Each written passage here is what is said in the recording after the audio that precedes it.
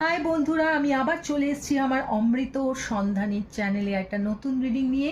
এই রিডিংটা Gemini, sun, moon, rising and ভেনাসের জন্য। জেমিনাই বন্ধুরা, তোমরা যারা সিঙ্গেলস রয়েছো, চলো দেখিনি তোমার লাভ লাইফে কি কারণে ব্লকেজ আসছে, কেন বাধা আসছে, চলো দেখে নিই। অক্টোবর মাসে তোমার লাভ লাইফে কি কারণে এত বাধা আসছে, কেন তোমার লাভ লাইফ সাকসেসফুল হচ্ছে না, চলো দেখে নিই। তোমরা যারা সিঙ্গলস আছো, যারা চাইছো তোমাদের জীবনে প্রেম আসুক, তাদের জন্য এই রিডিংটা। Past trauma, unsocial, getting crumbs.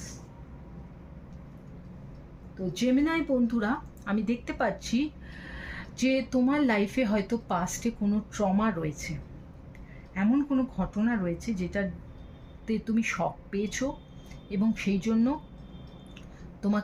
তোমার হিল হতে অনেকটা সময় লাগছে এবং সেই জায়গা থেকে নিজেকে বার করে আনতেও তোমার অনেকটা সময় লাগছে। তো অনেক জেমিনাই বন্ধুরা আমার এই প্রথম কার্ডটার সঙ্গে ম্যাচ করবে, এবার অনেকে করবেও না, কারণ সবার তো আর পাস্ট ট্রমা থাকবে না। তিনটে মেইন কারণ আমি দেখছি।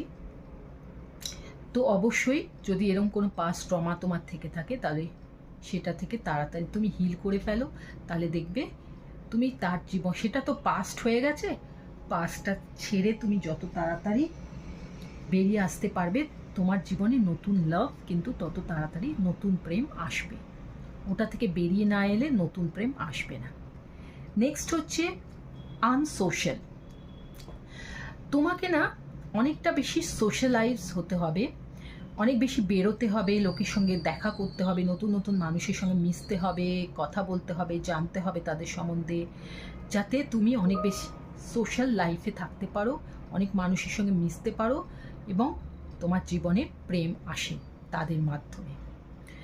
বন্ধু বান্ধব না থাকলে তো প্রেম আসবেও না। এবং আমি যদি নাই মিশি, আমি যদি কাউকে নাই অ্যাপ্রোচ করি, নাই যাই কারোর সঙ্গে, না মিশি, নিজেকে একটা ঘরের মধ্যে আবদ্ধ করে রেখে দিই যে আমার পাস্টে কিছু একটা হয়েছিল, আমি বাবা আর কোনো নতুন প্রেমে কারোর সঙ্গে এগোবো না, এই ধারণা নিয়ে তুমি যদি বসে থাকো, তাহলে তোমার জীবনে নতুন প্রেম আসবেই না। থার্ড, আমরা দেখতে পাচ্ছি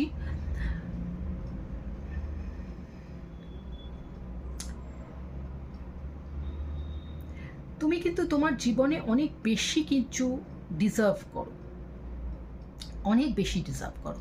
এখন তুমি যদি